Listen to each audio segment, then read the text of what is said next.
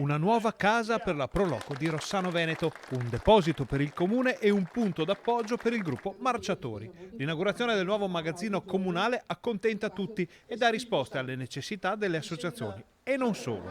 Io sono felicissima anche che sia intervenuta tantissima gente civile, tantissimi cittadini, e questo è il segno che loro non solo apprezzano il lavoro e l'impegno che ci abbiamo messo, ma che partecipano anche della nostra gioia. Non era all'interno del nostro programma elettorale, è un'opera in più, ma proprio per questo ci dà ancora più soddisfazione. La Proloco da parecchio tempo ci chiedeva degli spazi e quindi una grandissima soddisfazione anche come segno di riconoscimento e di riconoscenza nei loro confronti per tutto quello che fanno per la nostra comunità. L'anno prossimo la Proloco farà un 15° compleanno, quindi è una delle cose belle che ci stanno succedendo negli ultimi tempi. Quindi lo festeggeremo bene questo 15° compleanno, ringraziando principalmente l'amministrazione comunale